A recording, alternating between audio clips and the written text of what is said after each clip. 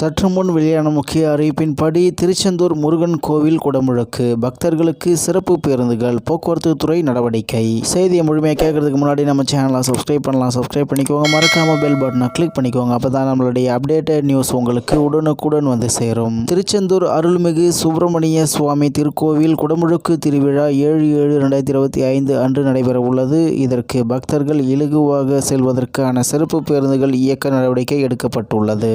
இதுகுறித்து தமிழ்நாடு போக்குவரத்து மற்றும் மின்துறை அமைச்சர் சிவசங்கர் வெளியிட்டுள்ள அறிக்கையில் கூறியிருப்பதாவது: தூத்துக்குடி மாவட்டம் திருச்செந்தூர் அருள்மிகு சுப்பிரமணிய சுவாமி திருக்கோவில் குடமுழுக்கு திருவிழா 7/7/2025 அன்று நடைபெற உள்ளதால் பொதுமக்கள் வரும் 4/7/2025 முதல் 8/7/2025 வரையிலான நாட்களில் இவ்விழாவிற்கு தமிழ்நாட்டில் பல ஊர்களிலிருந்து 3 லட்சம் முதல் 5 லட்சம் வரை வருகை புரிவார்கள் என எதிர்பார்க்கப்படுகிறது. இவ்விழாவில் பொதுமக்கள் பங்கேற்க வசதியாக வரும் 4/7/2025 மதியம் முதல் 8/7/2025 மதியம் வரை திருநெல்வேலி, தூத்துக்குடி, நாகர்கோவில், மதுரை மற்றும் சுற்று வட்டார பகுதிகளிலிருந்து திருச்செந்தூருக்கு 400 சிறப்பு பேருந்துகள் இயக்க நடவடிக்கை எடுக்கப்பட்டுள்ளது. மேலும் இவ்விழாவினை முன்னிட்டு திருச்செந்தூரில் திருநெல்வேலி சாலையில், குமாரபுரம், நாகர்கோவில் சாலையில், தெப்பக்குளம், தூத்துக்குடி சாலையில், ITI வளாகம் ஆகிய 3 இடங்களில் தற்காலிக பேருந்து நிறுத்தம் அமைக்கப்பட்டுள்ளது. இந்த 3 தற்காலிக பேருந்து நிறுத்தத்திலிருந்து திருச்செந்தூர் கோவில் வாசல் வரை செல்வதற்கு வசதியாக 30 கட்டணமில்லா சிறப்பு பேருந்துகள் இயக்க நடவடிக்கை எடுக்கப்பட்டுள்ளது.